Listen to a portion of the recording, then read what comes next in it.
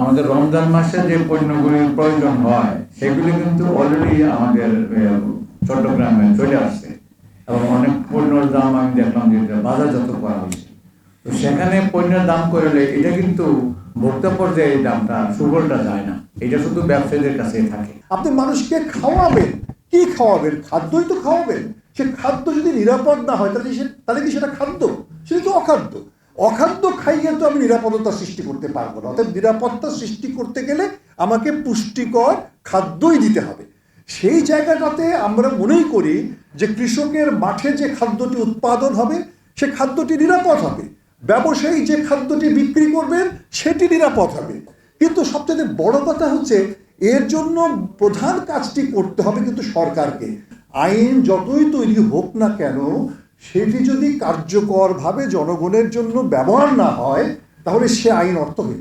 যদি আপনারা বাজার কমিটিটা যদি আমরা করতে পারি, স্থানীয় পর্যায়ে যদি আমরা তদারকি কমিটি করতে পারি, তাহলে এটা কিন্তু দেখাশোনা করা সম্ভব সব জায়গাতে। ইভেন আমরা তৃণমূল পর্যায় পর্যন্ত এটা সম্প্রসারণের জন্য আমরা দাবি করেছি। অর্থাৎ বাজার কমিটি, ভোক্তা সমন্বয়ে বাজার কমিটি, সকলকে সাথে করে নিয়ে যে বাজার কমিটি, তদারকি কমিটি, সেটা 9 নম্বরে বলা হয়েছে।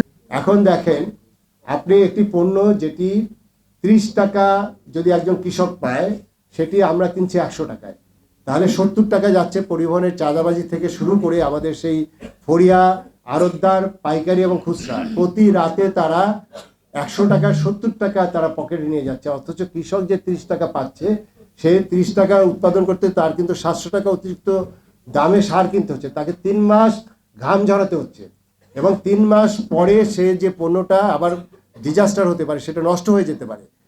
তারপরে কি হচ্ছে, সে মাত্র 30 টাকা যেটা বিক্রি করছে আর সেটি আপনার মানে এক রাতে 70 টাকা কিন্তু আমাদের এই সিস্টেমের মধ্যে চলে যাচ্ছে, পরিবহনের চাঁদাবাজি থেকে শুরু করে। আমরা এই সরকারের কাছে প্রত্যাশা, আমরা পরিবহনের চাঁদাবাজিটা দেখতে চাই না। আমরা এই সরকারের কাছে প্রত্যাশা, কারণ বাজারে যে পণ্যটা 40 টাকায় ঢুকবে সেটি যেন আমরা ভোক্তা পর্যায়ে আমরা যেন এটা 60 টাকার মধ্যে পাই।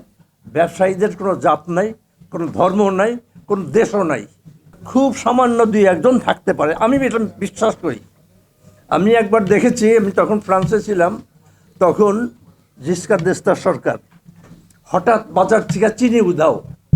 জিসকার দেস্তা উনি ব্যবসায়ীকে ডাইকে বললেন যে আপনাদেরকে 3 দিন সময়, এই 3 দিনের মধ্যে যদি আপনারা চিনির হোর্ডিং বন্ধ না করেন আমি 3 দিনের মধ্যে চিনি ফ্লাড করে দেব।